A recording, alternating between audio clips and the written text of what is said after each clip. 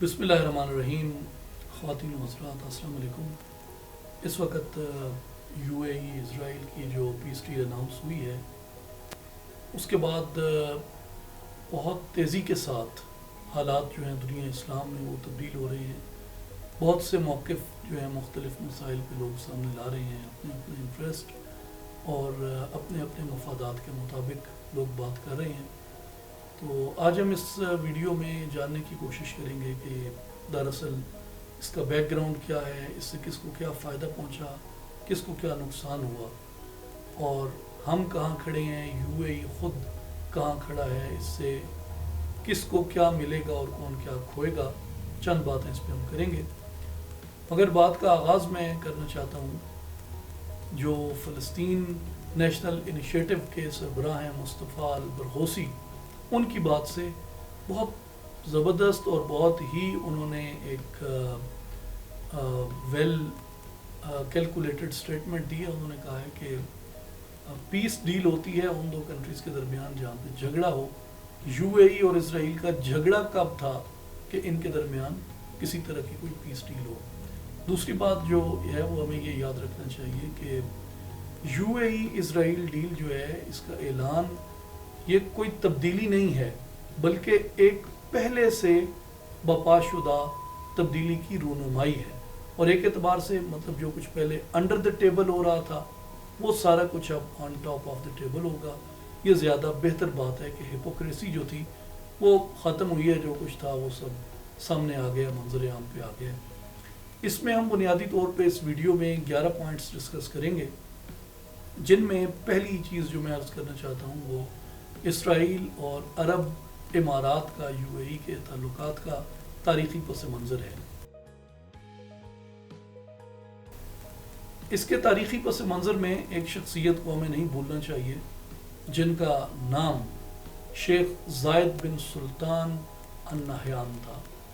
اسرائیل کے مخالف، فلسطین کے حامی، اور ہمیشہ انہوں نے فلسطینیوں کے حقوق کی بات کی، اور وہ فلسطین کی وجہ سے اسرائیل کی بہت مخالفت کرتے تھے، اور ان کی یہ خواہش تھی کہ مسئلہ فلسطین جو ہے وہ پرامن طریقے سے حل ہونا چاہیے، اور اس لیے انہوں نے ہمیشہ جو جوئش سیٹلمنٹس ہیں ان کی انہوں نے مخالفت کی، جو اسرائیلی آکوپیشن ہے اس کی انہوں نے ہمیشہ مخالفت کی۔ لیکن 2004 میں شیخ زید بن سلطان النہیان کے انتقال کے بعد نئی لیڈرشپ آئی، نئے ایڈوائزر آئے، نئی ترجیحات بنی، ایک نئی روش اختیار کی، اور پھر لیٹر آن جب حالات بدلے ہیں مڈل ایسٹ کے عرب سپرنگ کے بعد، تو اس کے بعد بہت سی چیزیں جو ہیں وہ خود عرب مونارکس کے اپنے ہاتھوں میں نہیں رہی۔ حالیہ معاہدے سے پہلے آپ یہ کہہ سکتے ہیں کہ اسرائیل کے اور یو اے ای کے جو رسمی تعلقات ہیں وہ نہیں تھے، اور رسمی تعلقات نہ ہونے کی وجہ سے پیپل ٹو پیپل کانٹیکٹ جو تھا وہ بھی اتنا زیادہ نہیں تھا، ڈائریکٹ فلائٹس نہیں تھیں، ویزا کا ایشو تھا، اسرائیلی پاسپورٹ والے لوگ یو اے ای میں نہیں آ سکتے تھے، کوئی سپورٹس ایکٹیویٹیز نہیں تھیں، ٹورزم نہیں تھا۔ لیکن انڈر دی ٹیبل دونوں کنٹریز کے جو تعلقات ہیں آپس میں وہ اسٹیبلش ہونا شروع ہو گئے رفتہ رفتہ، اور 2009 میں جو اسرائیل اور امارات کے جو ایمبیسڈرز تھے انہوں نے پریزیڈنٹ اوباما کو ایران کے بارے میں ایک مشترکہ موقف دیا۔ پھر اس کے بعد سپٹمبر 2012 میں جو اسرائیلی پرائم منسٹر ہیں بنجمن نیتن یاہو، ان کی اور یو اے ای کے جو وزیر خارجہ ہیں عبداللہ بن زید، ان کی نیو یارک میں ملاقات ہوئی، اور بہت سے معاملات پہ ان کی بات چیت ہوئی۔ یہ ساری جو ہیں چیزیں یہ انٹرنیشنل میڈیا میں رپورٹ ہو چکی ہیں۔ 2015 میں اسرائیل نے یہ عندیہ دیا تھا کہ وہ اپنا جو آفیشل ان کا آفس ہے یا سفارت ہے وہ ابو ظہبی کے اندر انہوں نے کھول لیا، اور وہاں سے وہ اس کو دیکھ رہے ہیں۔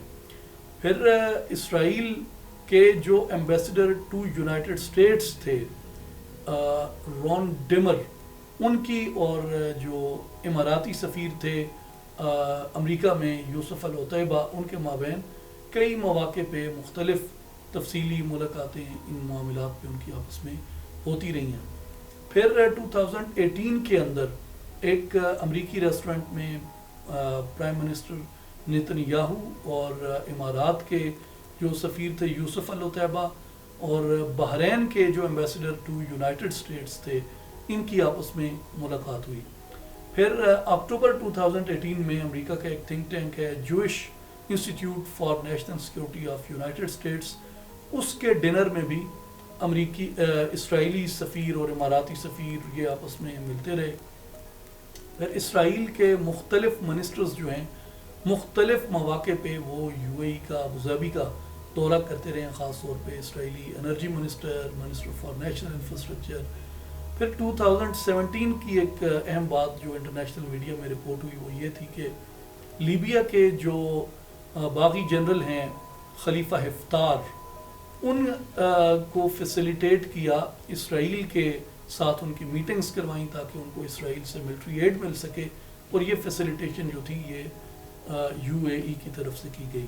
تو یہ ایک بیک گراؤنڈ ہے ان روابط کا، جن کو آج ہم سمجھ رہے ہیں کہ شاید کوئی سرپرائز ہے، لیکن اگر آپ ریگولر بیسس پہ انٹرنیشنل میڈیا آبزرو کرتے ہوں، واشنگٹن پوسٹ ہے، نیو یارک ٹائمز ہے، گارڈین ہے، باقی اخبارات ہیں، ان کو اگر آپ ان کی ویب سائٹس کو اگر آپ دیکھیں تو یہ چیزیں آپ کے لیے سرپرائز نہیں رہتی، کیونکہ یہ ایک طویل عرصے سے یہ ساری چیزیں چلی آ رہی ہیں۔ تو آج پیس ڈیل اناؤنس ہونا یہ کوئی مطلب ایسی سرپرائز والی بات نہیں تھی۔ ایون کہ جو اسرائیلی انٹیلیجنس ایجنسی ہے موساد، اس کے بھی عرب حکمرانوں کے ساتھ اور اسپیشلی یو اے ای کے ساتھ مراسم رہے ہیں۔ نیو یارک ٹائمز میں، واشنگٹن پوسٹ میں، سب میں یہ رپورٹ ہوا ہے کہ موساد ایک طویل عرصے سے عرب لیڈرز کے ساتھ رابطے میں ہے۔ کووڈ-19 کے اندر بھی بہت زیادہ ان کے قریبی روابط رہے ہیں۔ نیتن یاہو کا اس پہ اسٹیٹمنٹ تھا کہ we are working closely with U A E on the issue of this pandemic. تو یہ کوئی ایسی اچنبے کی بات جو ہے وہ رہ نہیں جاتی۔ اسی لیے جو ٹرمپ ہیں انہوں نے اپنی پریس کانفرنس میں یہ کہا تھا کہ اور سرپرائزز جو ہیں وہ آئیں گے۔ اس کی وجہ یہ ہے کہ ان کے آپس میں ایک عرصے سے جو تعلقات ہیں وہ چلے آ رہے ہیں۔ جو یہ ریسنٹ ڈیولپمنٹ ہے، اس کو جو نام دیا گیا ہے وہ ابراہم ایکارڈ کا ہے۔ گو کہ یہ ابھی کوئی آفیشیل ایگریمنٹ نہیں ہے۔ آفیشیل ایگریمنٹ کی توقع ہے کہ آئندہ چند دنوں میں وائٹ ہاؤس میں ہوگا، کیونکہ امریکہ یہ فیسیلیٹیٹ کر رہا ہے، اور ان تینوں لیڈرز یعنی یو اے ای، اسرائیل، امریکہ، ان کی فون وغیرہ پہ بھی آپس میں بات ہوئی ہے۔ ایگریمنٹ کے متعلق پریس کانفرنس بھی ڈونلڈ ٹرمپ نے خود کی۔ اور اس کے بعد ہوگا کیا؟ ہوگا یہ کہ یو اے ای اور اسرائیل کے آپس میں جو تعلقات ہیں جو پہلے انڈر دی ٹیبل تھے، وہ اب آفیشیلی ان کی آپس میں ڈپلومیسی قائم ہو جائے گی۔ تجارت میں، معیشت میں تعاون ہوگا، ٹورزم میں، اور اسپیشلی سیکیورٹی کے اندر۔ سیکیورٹی کے حوالے سے آگے بھی چل کے ہم بات کریں گے، ایک دو بہت اہم چیزیں ہیں، اور اس کے ساتھ یہ کہ دونوں ممالک کے درمیان ڈائریکٹ فلائٹس وغیرہ کھل جائیں گی، ایٹسیٹرا ایٹسیٹرا۔ لیکن ابھی تک یہ کچھ زیادہ معلوم نہیں ہے کہ جو ایگریمنٹ ہوگا اس کی نوعیت کیا ہوگی، کیا کلازز ہوں گی، کیا پروویژنز ہوں گی۔ یہ تبھی پتہ چلے گا جب معاہدہ دستخط کے لیے یا پیش کیا جائے گا یا پبلک کیا جائے گا۔ ایک اہم چیز اس معاہدے کے بارے میں یہ یاد رکھنی چاہیے کہ کون جیتا کون ہارا۔ اس کے بارے میں ایک بڑی خوبصورت لائن کسی نے سوشل میڈیا پہ دی تھی، ون ون ون لوز، یعنی 4 پارٹیز ہیں اس کے اندر، one for united states, one for Israel, one for U A E, and who lost? Lose یا لاس فار شہدائے فلسطین۔ اب آئیں اس کی چوتھی جہت پہ کہ اس کا نام جو ہے وہ ابراہم ایکارڈ کیوں رکھا گیا۔ ٹرمپ جو تھے وہ جب پریس کانفرنس کر رہے تھے تو انہوں نے U S ambassador to Israel David Friedman, جو کہ خود بھی ایک بہت اسٹرانگ جوئش لیگیسی رکھتے ہیں، ایک ریبائی کے بیٹے ہیں، ان کو ٹرمپ نے کہا کہ جی آپ اس نام کی وضاحت کریں کہ اس کا نام ابراہم ایکارڈ کیوں ہے۔ تو ڈیوڈ فریڈمین نے اس پہ یہ کہا جی کہ حضرت ابراہیم جو ہیں، ابراہم انہوں نے کہا جن کو ہم حضرت ابراہیم علیہ السلام کہتے ہیں، کہ یہ وہ واحد سمبولک پرسنالٹی ہیں جس پہ دنیا کے 3 مذاہب جمع ہوتے ہیں، یعنی جوڈائزم، کرسچینٹی اور اسلام. تو یہ سمبل جو ہے یہ امن کی ضمانت فراہم کرتا ہے. لیکن as per my personal opinion اس کنٹروورشل اکارڈ کو حضرت ابراہیم علیہ السلام کے اسم گرامی سے منسوب کرنے سے جو گلوبلی انٹرفیتھ ہارمنی کے اوپر ایفرٹس ہو رہی ہیں اس کو آبجیکٹیولی نقصان پہنچے گا اور بہت شدید نقصان پہنچے گا. اس کے علاوہ بھی کئی نام ہو سکتے تھے، لیکن actually religion is being politicised and very badly being politicised.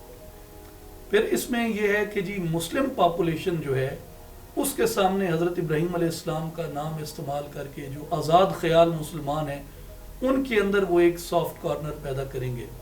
اور میرے خیال میں اس طرح کے کنٹروورشل معاہدوں کو انبیاء کرام کے اسماء گرامی سے منسوب کرنا انتہائی انتہائی انتہائی نامناسب بات ہے.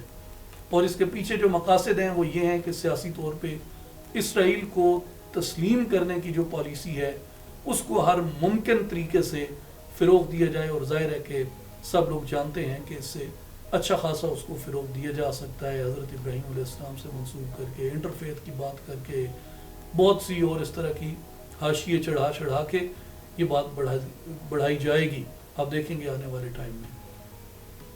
اب 3 اہم چیزیں اور ڈسکس کرنی ہیں جو نمبر 5، نمبر 6، نمبر 7 میں ہم ڈسکس کریں گے کہ اس سے نیتن یاہو کو کیا ملا، اس سے ڈونلڈ ٹرمپ کو کیا ملا، اس سے خود UAE کو کیا ملا. جو نیتن یاہو کو ملا اس میں پہلی بات تو یہ ہے کہ اسرائیل کے موقف کی تائید ہوگی، اور جو اسرائیل کا موقف ہے اس کو تقویت ملے گی، جو مطلب اس کا زبردستی جبر کے ذریعے قبضے کا جو موقف ہے اس کو اس سے تقویت ملے گی. پھر اسرائیل کے اپنے اندر اس وقت بہت شدید سیاسی کشمکش چل رہی ہے. اگر آپ ٹائمز آف اسرائیل ہے یا ہیرالڈز ہے یا اس طرح کے اور ان کے آپ اخبارات دیکھیں تو آپ کو پتہ چلتا ہے. پھر نیتن یاہو پہ کرپشن کے بہت شدید چارجز ہیں. نیتن یاہو کے جو پولیٹیکل رائیول ہیں بینی گینٹس، وہ مضبوط ہو رہے ہیں نیتن یاہو کے مقابلے میں. پھر جو ابھی گورنمنٹ قائم ہے یہ کولیجن گورنمنٹ قائم ہے، اور یہ کولیجن بھی جو ہے یہ ناکام ہونے جا رہی ہے. اور ویسے جو آفیشیل ٹائم ہے وہ 2023-24 میں انتخابات ہونے ہیں اور نئی گورنمنٹ بننی ہے. لیکن یہ ابھی تھوڑا عرصہ ہی ہوا ہے کولیجن ناکام ہو رہی ہے، تو اس وجہ سے اسرائیل کے اندر نئے انتخابات کی توقع ہے کولیجن ٹوٹنے کے نتیجے میں. تو اس ایگریمنٹ سے نیتن یاہو کو ایک بریدن سپیس ملے گی، اور اس کا جو ووٹ بینک ہے یعنی رائٹ کا اور جو سینٹر آف رائٹ ہے اس کو جو ان کی ہمدردیاں ہیں وہ اس کے ساتھ جائیں گی بنجامن نیتن یاہو کے ساتھ. ٹرمپ کو اس سے کیا ملے گا؟ سیدھی بات ہے کہ نومبر میں الیکشن ہے اور ٹرمپ دوسری ٹرم کے لیے پریزیڈنٹ بننا چاہتے ہیں، تو وہ اس میں فتح کی کوشش میں انہوں نے اس میں تھوڑی یعنی اس کی جو رشڈ نیچر ہے معاہدے کی، اس میں اگر آپ دیکھیں تو وہ یہی آپ کو نظر آتا ہے کہ یہ ان 2 لیڈرز کے جو کمنگ الیکشنز ہیں ان کے لیے ایک ٹول کے طور پہ یہ استعمال کیا گیا ہے. پھر ٹرمپ کے جو داماد ہیں جیرڈ کوشنر، یہ ان کی ایک بہت بڑی کامیابی ہے، کیونکہ ان کو ٹرمپ نے یہ ذمہ داری سونپی تھی کہ وہ عرب ممالک کو مجبور کریں، قائل کریں اسرائیل کو تسلیم کرنے کی پالیسی پہ. اور اس بات کو بھی ٹرمپ اپنی انتخابی مہم میں کیش کروائیں گے. اور جو پرو اسرائیل ووٹ بینک ہے وہ سارا ٹرمپ کے پاس جائے گا. اور اگر براڈر کانٹیکسٹ میں امریکن انٹرسٹ کی بات کی جائے تو مڈل ایسٹ میں اس کے ساتھ امریکن انٹرسٹ جو ہے وہ اور زیادہ محفوظ ہوا ہے، کیونکہ مڈل ایسٹ میں امریکہ کی تیل کے ساتھ جو سب سے بڑی ان کا ترجیح ہے یا ان کی پریورٹی ہے وہ اسرائیل کا دفاع کرنا ہے. اگر ہم متحدہ عرب امارات کی بات کریں کہ ان کو کیا ملا کیا کھویا، تو پہلا پوائنٹ ہمیں یہ ذہن میں رکھنا چاہیے کہ یہ یونائٹڈ عرب امارات کا ڈپلومیٹک فیلئر تھا. اسرائیل نے فلسطین کو تسلیم نہیں کیا تو امارات نے اس کو کیسے تسلیم کر لیا؟ ایک اتنا اہم مڈل ایسٹرن کنٹری ہے، بغیر کسی قیمت کے، مطلب بغیر کچھ حاصل کیے آپ نے اسرائیل کو ریکوگنائز کر لیا، تو یہ ڈپلومیٹک ڈیزاسٹر ہے، ڈپلومیٹک فیلئر ہے. پھر اب وہ یہ کہہ رہے ہیں کہ جی اماراتی لوگ، مطلب سوشل میڈیا پہ اگر آپ ان کو فالو کریں تو وہ کہتے ہیں جی اب ہم اس قابل ہو گئے ہیں کہ ہم مسجد اقصی میں نماز ادا کر سکیں گے. یہ سٹیٹمنٹ اصولی طور پہ غلط ہے. میرا سوال یہ ہے کہ کیا ہز میجسٹی کنگ فیصل بن عبدالعزیز، ہز میجسٹی شیخ زید بن سلطان النہیان، جو سعودی عرب اور یو اے ای کی اتنی مطلب بڑی عظیم قیادت تھی، کیا ان کی خواہش نہیں تھی کہ یہ مسجد اقصی میں نماز ادا کر سکیں؟ تو یاد رکھیں، اسرائیل کو تسلیم کرنا یہ مسجد اقصی میں نماز پڑھنے کی سہولت لینا نہیں ہے، بلکہ یہ دراصل مسجد اقصی گرا کے ہیکل سلیمانی تعمیر کرنے کے اجازت نامے پہ دستخط کرنا ہے. کہ کوئی فیسیلیٹیشن نہیں ہے کہ آپ وہ جا کے وہاں نماز پڑھ سکیں گے. ریکوگنیشن کے بعد آپ نے دستخط کر دیے ہیں، کیونکہ جو زائنسٹ ڈیزائن ہے اس میں تو یہی ہے کہ مسجد اقصی گرا کے ہیکل سلیمانی تعمیر کیا جائے گا. پھر اسرائیل کی جو یہ مطلب جو فیلئر ہے یو اے ای کا، وہ یہ ہے کہ اسرائیل جو ہے وہ فلسطین کی سرزمین پہ کبھی بھی اپنی غیر قانونی تعمیرات کو، اپنی ایکسپینشن کو وہ نہیں روکے گا. اس لیے یہ ٹوٹلی ون سائیڈڈ ایگریمنٹ ہے، اس میں یو اے ای کو کچھ نہیں ملا، جو کچھ ملا ہے وہ اسرائیل کو ملا ہے. میں نے ایک جگہ پہ کہا تھا اسی ایگریمنٹ کے بارے میں بات ہو رہی تھی تو کہ سر منڈاتے ہی اولے پڑ گئے. اس کی جو بہترین مثال ہے وہ یہ ایگریمنٹ ہے. ابھی ایگریمنٹ اناؤنس ہوا، ادھر یو اے ای کہہ رہا تھا جی کہ اب انیکسیشن جو ہے وہ فلسطین کی مزید نہیں کرے گا اسرائیل. دوسری طرف بنجامن نیتن یاہو نے بیان دیا، اس نے کہا کہ ہم اپنی جو انیکسیشن ہے اس کو عارضی طور پہ تو روک سکتے ہیں لیکن مکمل طور پہ ہم اس کو نہیں روکیں گے. تو یہ ایک لاس ہے براڈر کانٹیکسٹ میں پورے مڈل ایسٹ کے لیے، اور اسپیسیفکلی یو اے ای کی بات کریں تو یو اے ای کے لیے بھی. پھر یو اے ای سے پہلے دو کنٹریز تھے جنہوں نے آفیشلی پیس ڈیل کی ہے اسرائیل کے ساتھ. یعنی یہ ہے کہ اب اس سے یو اے ای کو ملے گا کیا؟ دو کنٹریز پہلے ہیں جنہوں نے پیس ڈیل سائن کی ہے یو اے ای کے ساتھ، اور ایسی ڈیلز کے بغیر عرب کنٹریز کو یونائٹڈ اسٹیٹس کی طرف سے اور ان کے الائز کی طرف سے ایڈوانس ویپنری نہیں دی جاتی. 1979 میں ایجپٹ نے کی تھی اور 1994 میں جارڈن نے، اردن نے، انہوں نے یہ پیس ڈیل کی تھی. اس پیس ڈیل کے نتیجے میں ہی وہ اس قابل ہوئے تھے کہ ان کو F-16 یا باقی جو ایڈوانس ویپنری ہے یونائٹڈ اسٹیٹس اور اس کی الائز کی، وہ حاصل کرنے میں کامیاب ہوئے تھے. ابھی اس ڈیل کی اناؤنسمنٹ کے بعد 3 امریکن پریزیڈنٹس کے ساتھ کام کرنے والے امریکہ کے مڈل ایسٹ کے چند بڑے ایکسپرٹس میں ہیں ڈینس راس، ان کا واشنگٹن پوسٹ میں ایک مضمون چھپا ہے. اس کا ایک چشم کشا اقتباس ہے کہ اس سے یو اے ای کو ملے گا کیا. وہ میں اقتباس آپ کے سامنے کوٹ کر دیتا ہوں. سو آئی کوٹ: As officials have explained to me, the country, means UAE, the country understood from conversations with the administration that formal peace would give it access to previously off limits US weaponry such as advanced drones. Until now, these weapons had been denied to them, means UAE, had been denied to them because of the US commitment to preserving Israel's qualitative military edge. یعنی اس کا مطلب سادہ سا یہ ہے کہ you A ای نے یہ سمجھ لیا تھا کہ یونائٹڈ اسٹیٹس ان کو advance weaponry like advance drones وغیرہ وہ کبھی بھی ان کو نہیں دے گا، کیونکہ یو ایس کی فارن پالیسی کا اہم ایلیمنٹ جو ہے وہ یہ تھیوری ہے جس کو QME کہتے ہیں، یعنی کوالٹیٹیو ملٹری ایج، جو اسرائیل اسپیسیفک ایک تھیوری ہے یو ایس فارن پالیسی کے اندر. تو وہ یہ کہتے ہیں کہ اب اگر یہ پیس ڈیل سائن ہو جاتی ہے تو اس کے بعد یو اے ای کو ایڈوانس ویپنری ملے گی، لیکن اس میں سمجھنے کی بات یہ ہے کہ اب جو بھی ویپنری یو اے ای کو ملے گی، یو اے ای وہ اپنے کسی بھی دشمن کے خلاف جس سے بھی اس کو تھریٹ ہو اس کے خلاف وہ استعمال کر سکے گا سوائے اسرائیل کے. یعنی اب جو بھی ایڈوانس ویپنری آئے گی وہ اسرائیل کے خلاف استعمال نہیں ہو سکے گی. ریجن میں، مڈل ایسٹ میں یا گلف میں اور جو ممالک ہیں جن سے یو اے ای اگر کبھی لڑے گا تو وہ استعمال کر سکتا ہے. تو یہ اس کا میننگ ہے جو ڈینس راس نے لکھا ہے. فلسطین کے اوپر جو امارات کا موقف تھا ظاہر ہے وہ کمزور ہوا ہے اس سے، اور اس سے مسئلہ فلسطین کو ایٹ آل کوئی فائدہ نہیں ہوا. اب آئے نمبر 8 پہ کہ اس کے بعد سرپرائزز کیا ہیں. ٹرمپ نے کہا کہ جی مزید عرب ممالک بھی اسرائیل کو تسلیم کرنے کے حوالے سے سرپرائز دیں گے. تو کل یعنی 15 اگست کو ٹائمز آف اسرائیل کے اندر یہ خبر چھپی کہ جو موراکو ہے وہ اسرائیل کو تسلیم کرنے کے لیے نیکسٹ کنٹری ہوگا. یہ خبر غلط بھی ہو سکتی ہے، لیکن اگر آپ دیکھیں تو موراکو نے آلدو کہ بھی انہوں نے آفیشیلی ریکوگنائز نہیں کیا اسرائیل کو، لیکن ان کے جو ریلیشنز ہیں اسرائیل کے ساتھ وہ قائم ہیں، مطلب شہریوں کا ایک دوسرے کے ہاں آنا جانا ہے.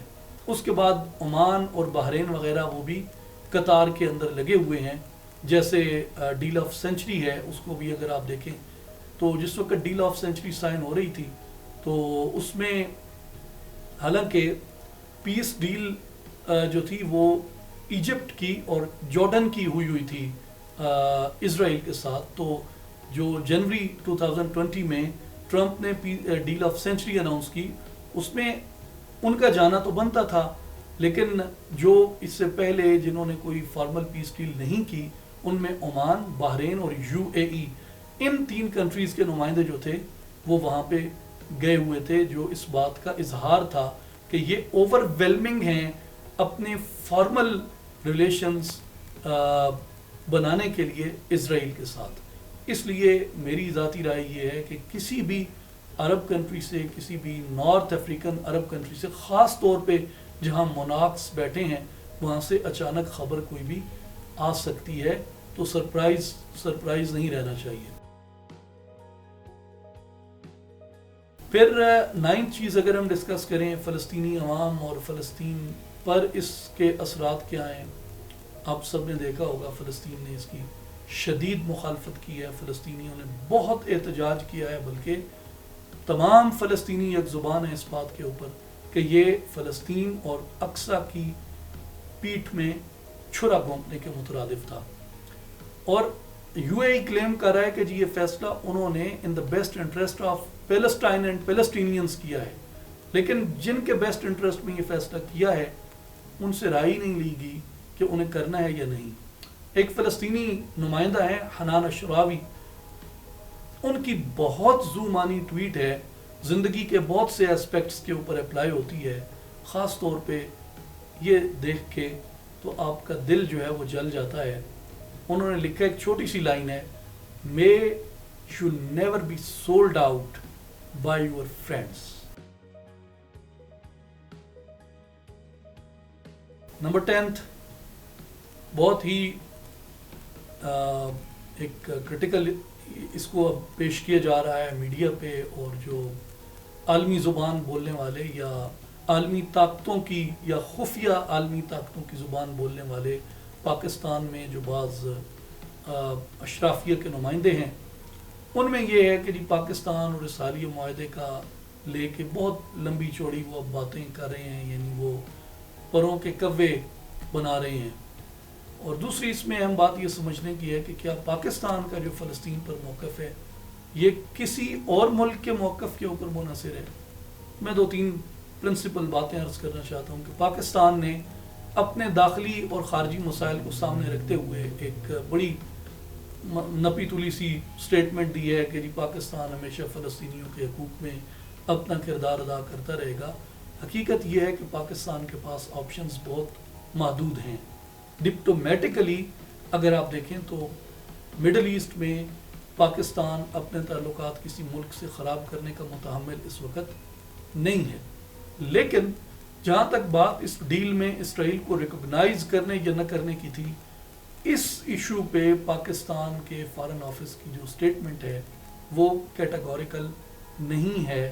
اس میں اس بات کو کیٹاگوریکلی اس پرنسپل کو ایکسپلین نہیں کیا گیا کہ کیا پاکستان اسرائیل کو ریکگنائز کرنے کے اوپر مطلب اس کی تائید کرتا ہے یا نہیں کرتا، جو کہ کیٹاگورک ہونا چاہیے تھا. پھر یہ کہ جی کیا پاکستان کا فلسطین پر جو موقف ہے وہ کسی اور ملک کے موقف پر منحصر ہے؟ ہرگز نہیں. پاکستان کی فلسطین کاز سے کمٹمنٹ روحانی ہے. یہ موقف کسی ملک یا صرف مسلمانوں کی آبادی کی وجہ سے نہیں ہے، بلکہ پاکستان کا بانیان پاکستان کا یہ موقف قبلہ اول کی وجہ سے ہے. حتیٰ کہ اگر فلسطینی بھی اس موقف سے پیچھے ہٹ جائیں، پاکستان لا الہ الا اللہ محمد رسول اللہ کی بنیاد پہ مرز وجود میں آیا ہے. پاکستانیوں کو کبھی بھی قبلہ اول کی آزادی پہ سمجھوتا نہیں کرنا چاہیے، اقصی شریف کے اوپر سمجھوتا نہیں کرنا چاہیے. ایک آخری بات یہ کہ 11 پوائنٹ جو میرا ہے آج کا آخری، وہ یہ کہ اگر عرب ممالک کشمیر پر پاکستان کی حمایت نہیں کرتے تو پاکستان فلسطین پر ان کی حمایت کیوں کرے؟ اس میں یہ ٹرکی بات ہے. لوگ دو مسائل کو ساتھ رکھ کے موازنہ کر کے پیش کرتے ہیں تو یوں ہی لگتا ہے، جبکہ حقیقت یہ ہے کہ اس مسئلے کو سمجھیں کہ جو کشمیر ہے وہ ایک سیاسی مسئلہ ہے، رائٹ آف سیلف ڈٹرمنیشن کا مسئلہ ہے. لیکن جو فلسطین ہے، جہاں وہ رائٹ آف سیلف ڈٹرمنیشن کا یا آزادی کا یا حریت کا مسئلہ ہے، اس کے ساتھ پوری دنیا اسلام میں تمام مکاتب فکر کے اندر اس کا ایک روحانی مقام ہے اپنا. یعنی جو اقصی شریف ہے وہ مسلمانوں کا قبلہ اول ہے. جو اقصی شریف ہے وہاں سے رسول اللہ صلی اللہ علیہ وآلہ وسلم کا وہ معجزہ جو تمام انبیاء سے آپ کو ممتاز کرتا ہے، وہ آپ کا سفر معراج ہے، وہ اقصی شریف سے شروع ہوتا ہے.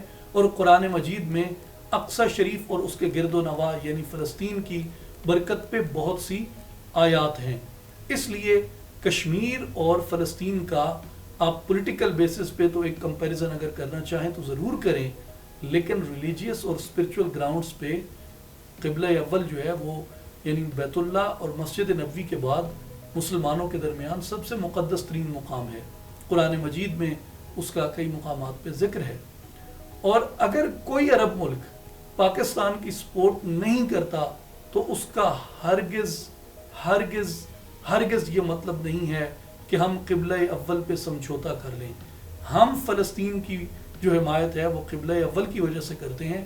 اس لیے پاکستان اور پاکستانیوں کو کسی ایسے پراپوگنڈے کا شکار نہیں ہونا چاہیے.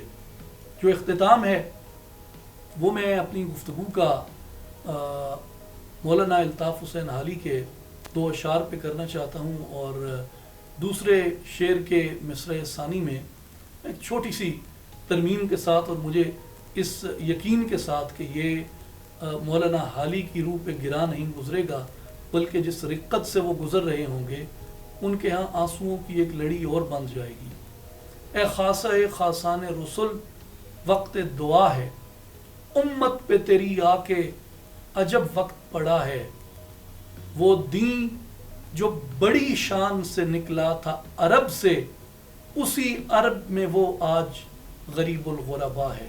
یا رسول اللہ صلی اللہ علیہ وسلم، عربوں نے آج قبلہ اول کو بھلا دیا ہے. اللہ ہم پہ رحم فرمائے. Thank you very much.